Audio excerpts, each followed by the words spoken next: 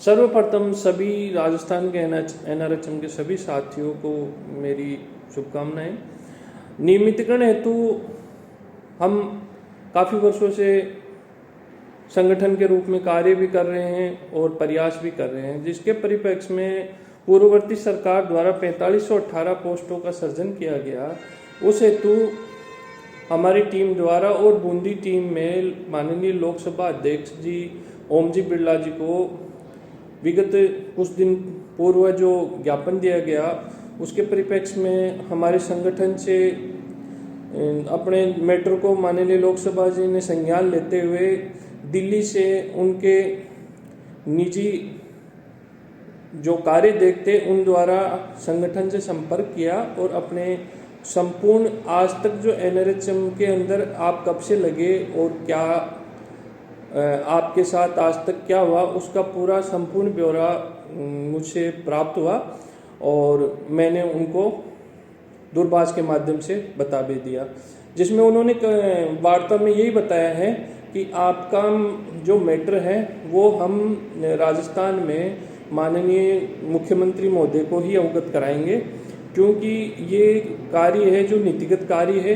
ये किसी एकल विभाग का कार्य नहीं है। इसे तो आपकी जो अब तक की जो प्रक्रिया हो गई उसके बारे में हमें संपूर्ण जानकारी दे दें। तो मेरे द्वारा उनको पूर्ण जानकारी दे दी गई है। उन्होंने उसका ड्राफ्ट बना के मुझे ये आश्वस्त किया है कि जल्द ही आपका ड्राफ्ट बना के हम माननीय मुख्यमंत्री महोदय तक पहुंचा देंगे। जिसके परिप्रेक्ष्य में मैं आपको बताऊं कि बूंदी टीम द्वारा पुणे माननीय लोकसभा अध्यक्ष जी से पुणे बूंदी में प्रयास करते हुए नियमितीकरण हेतु उन्होंने संपर्क किया। संपर्क करने में माननीय लोकसभा अध्यक्ष जी ने ये अपने साथियों को पूछा कि आपका कार्य किस स्तर तक पेंडिंग है और विभाग द्वारा कोई पेंडेंसी है तो मुझे अवगत कराएं। तो इन्होंने कहा कि साहब हमारे सेवा नियम है जो वित्त विभाग से अप्रूवल हो गए, वित्त विभाग और विभाग को जो निर्देश मिले उसके अनुरूप इन्होंने कहा है कि विधि विभाग से आप सेवा नियम और अप्रूवल करा लें, जिसमें ऑनलाइन फाइल विभाग द्वारा विधि विभाग में भिजवाई गई, जिसमें उन्होंने ये टिप्पणी लिख के भेजी है कि वैसे तो आपके सोसाइटी एक्ट में सेवा नियम बन रहे हैं, फिर भी आपको अगर कुछ लग रहा है तो आप आपकी ऑफलाइन फाइल हमारे को भिजवा दें, जिस पे हम जो भी कार्रवाई करनी है वो करके आपको अवगत करा दें। लेकिन जहाँ तक विधि का जो कहना है विधि विभाग का, विधि विभाग ये कह रहा है कि आप और वित्त विभाग समन्वय करके आगे की कार्रवाई कर सकते हैं। तो साथ ही हम नियमितीकरण के बिल्कुल नज़दीक हैं, लेकिन जो मुख्य समस्या आ रही है वो है अपने जो सेवा नियम अभी तक बाहर आए नहीं है। सेवा नियम लगभग 60 पोस्टों के बने हैं, जिसमें से अपने पूर्व में 4518 पोस्ट स्वीकृत हुई थी। 4518 स्वीकृत पोस्टों की 23/8/2023 को या कहें 4 अक्टूबर 2023 को 4518 की जो स्वीकृति मिली थी, उनकी जो प्रक्रिया आज तक विभाग ने 2 वर्ष में यही किया है कि अपनी डॉक्यूमेंट दस्तावेज सत्यापन और स्क्रीनिंग की और संतोषप्रद सेवा का कार्य इन्होंने पूर्ण कर लिया है। जिसमें आपको मैं बता दूं कि विभाग द्वारा बार बार जो अपने पत्र मांग रहे हैं कि अप्रैल 25 तक कितने कार्मिक पात्र हैं, तो उसमें जिनकी सेवा नियम 2022 के अनुरूप 5 वर्ष की सेवा पूर्ण हो चुकी है वो लगभग 2388 कार्मिक पात्र है।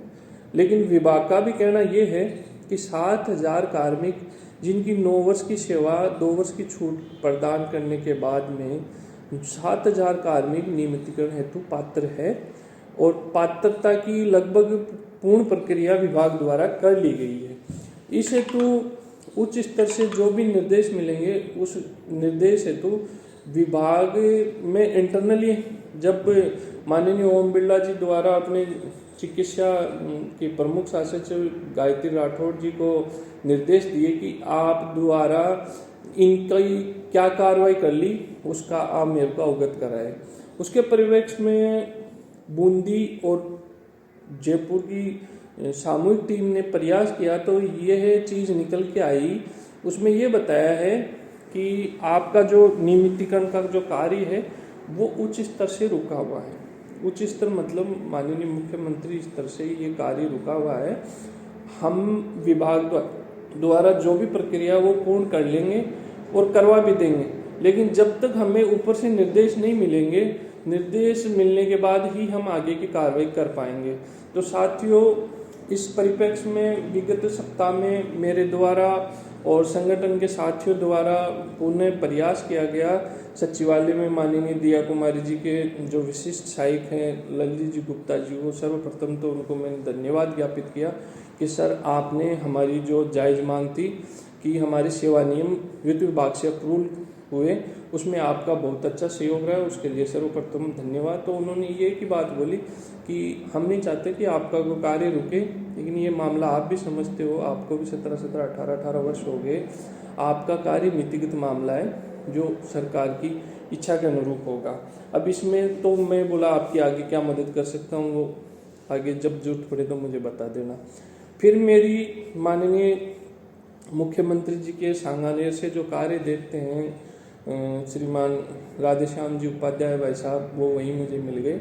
उनको मैंने अवगत कराया कि आप द्वारा मेरी वार्ता लोकसभा चुनाव के समय माननीय मुख्यमंत्री से करवाई, लेकिन सर अभी तक हमारा कार्य अधूरा पड़ा है। 45 और 18 पोस्ट जो स्वीकृत हुई थी, 45 और 18 स्वीकृत पोस्टों का अभी तक एक मात्र कार्मिक को इन्होंने नियुक्ति प्रदान नहीं की है।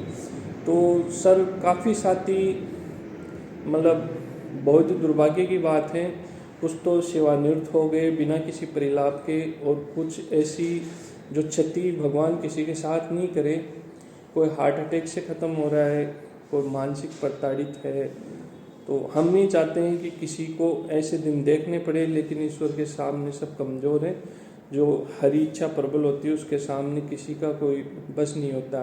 फिर भी हम हमारे स्तर पे पूरा प्रयास कर रहे हैं कि अपने एनआरएचएम के जो साथी विगत 17 से 18 वर्षों तक सेवाएं दे चुके हैं, फिर भी सरकार की तरफ से अभी तक कोई कार्रवाई नहीं हो रही है, तो वो कुछ न कुछ अपने कुछ साथी जिनको अभी ज्ञान नहीं है, वो लोग ये सोचते हैं कार्य ऐसे हो जाएगा वैसे हो जाएगा, उससे कार्य नहीं होने वाला। उचित माध्यम से और उचित स्तर पे जब तक बात अपनी नहीं रखी जाएगी, जब तक कार्य नहीं होना है। तो मेन मोटो अपना है माननीय मुख्यमंत्री जब तक बात पहुँचानी, जिसके परिप्रेक्ष्य में मैं आपको बता दूं, आगामी सप्ताह कल रविवार हो गया, रविवार से हमारी जयपुर की टीम जिस स्तर पे जहाँ भी जाना होगा वहाँ हम प्रयास करते हैं और जाएंगे। और कल से हम एक टीम रूप में माननीय मुख्यमंत्री तक बात पहुँचाने का पूरा प्रयास कर रहे हैं। समय भी ले रखा है, चाहे बीजेपी कार्यालय हो या सांगानेर से भाई साहब राधेश्याम जी उपाध्याय जी से भी हमारी वार्ता हुई है। इस आप एक बार हमारी आप माननीय मुख्यमंत्री जी से वार्ता करवा दें। वार्ता करवाने के बाद हमारे कार्य को संज्ञान लेते हुए हमारा कार्य पूर्ण है, और पूर्ण है तो उसमें देरी कहीं न कहीं सरकार की विफलता भी दर्शाती है। अब सरकार की क्या नीति है, क्या चाहती हैं, वो तो वो जाने, लेकिन संगठन का काम है कि संगठन के रूप में कार्य करते हुए सभी को सहयोगात्मक रूप से सहयोग करते हुए और उचित माध्यम से उचित स्थान पे बात रखते हुए कार्य को अंजाम देना है, जिसमें मैं सभी साथियों से मैं आग्रह करूंगा कि आप अपने अपने स्तर पे, चाहे आरएसएस का संगठन हो, चाहे माननीय मुख्यमंत्री जी के विशेष जो निजी हैं उनसे करें, या आधिकारिक तौर पे अगर को अपन बात पहुंचा सकते हैं तो उस पर विशेष रूप से मैं हाथ जोड़ के निवेदन करता हूं सभी साथियों को, इस सब बातों को भूलते हुए कार्य को प्रगति दें, जिससे कि आपकी आने वाला वर्ष सभी के उज्ज्वलता प्रदान करें और सभी के जो भविष्य है, भविष्य का निर्धारण हो। आगामी जो ये महीना चल रहा है, नवंबर में काफ़ी शादियों का सीज़न है, जिसमें कुछ के पारिवारिक शादियां भी है, हो सके समय नहीं निकाल पाए, लेकिन जो साथी सक्षम हैं और संगठन के साथ काम करके इस कार्य को मुकाम पहुंचाना चाहते हैं, वो ज़्यादा से ज़्यादा साथी जयपुर में प्रयास करें। हमारी जहाँ भी ज़रूरत हो, किसी भी समय 24 हाउस मैं विजय सिंह शेखावत NHM के किसी भी कार्मिक को ये जवाब नहीं दूंगा कि मुझे समय नहीं है।